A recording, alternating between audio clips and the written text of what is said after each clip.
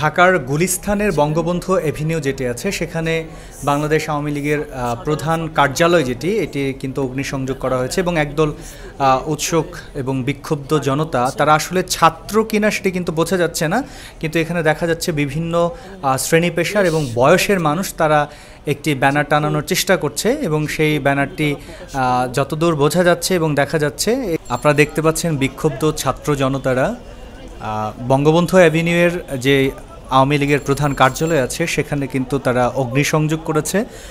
বিপুল মানুষের আসলে এখানে অংশগ্রহণ লক্ষ্য করা যাচ্ছে এবং তারা কিন্তু যে কাজটি করেছে সাধারণ ছাত্র জনতার কার্যালয় নামে বাংলাদেশ আওয়ামী লীগের যে কার্যালয়টি ছিল সেখানে একটি ব্যানার তারা টানিয়েছে এবং সেখানে একটি জাতীয় পতাকাও দেখা যাচ্ছে এবং মই দিয়ে কিন্তু তারা এই কার্যালয়ের সামনে অবস্থান করে এই ঘটনাটি ঘটিয়েছে। এবং আরও একটি বিষয় সেটি হচ্ছে যে তারা কিন্তু এখানে ভাঙচুর করেছে, অগ্নিসংযোগ করেছে এবং কিছু উৎসুক জনতাকে আমরা দেখতে পাচ্ছি এখানে ধোঁয়া উঠছে এবং আপনারা দেখতে পাচ্ছেন যে সাধারণ ছাত্র জনতার কার্যালয় নামে বাংলাদেশ আওয়ামী লীগের প্রধান কার্যালয়টি বঙ্গবন্ধু এভিনিউ তারা এটি কিন্তু করেছে। এবং আরও একটি বিষয় আপনারা দেখতে পাচ্ছেন যে আবরার ফাহাদ তার নামে হচ্ছে এই বঙ্গবন্ধু যে এভিনিউটি আছে সেই এভিনিউর আসলে নামকরণের প্রস্তাব করেছেন একজন সাংবাদিক। তারা কিন্তু সেটিও শহীদ আবরার ফাহাদের ছবি দিয়ে কিন্তু তারা সেটিও এখানে টানিয়ে দিয়েছে। এখানে আমরা আরও দেখতে পাচ্ছি যে এখানে তারা কিন্তু কিছু পেপার দিয়ে আগুন ধরিয়ে দিয়েছে এবং এখানে সব যাদেরকে লক্ষ্য করা যাচ্ছে তারা আসলে শ্রমজীবী মানুষ বলে মনে হচ্ছে এবং বিভিন্ন পোস্টার তারা কিন্তু পুড়িয়ে দিচ্ছে।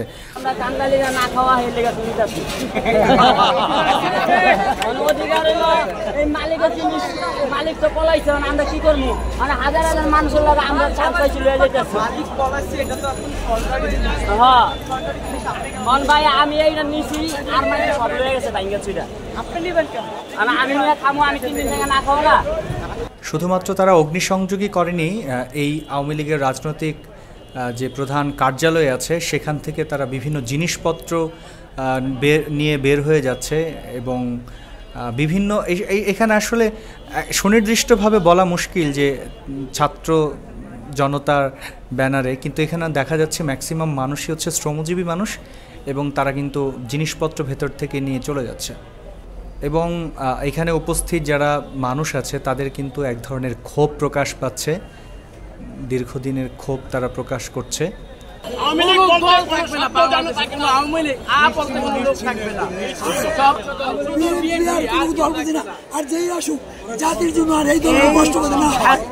সাধারণ ছাত্র জনতা কার্যালয় এটাও আমাদের বুঝতে হবে, এটাকে একটা ষড়যন্ত্র কিনা।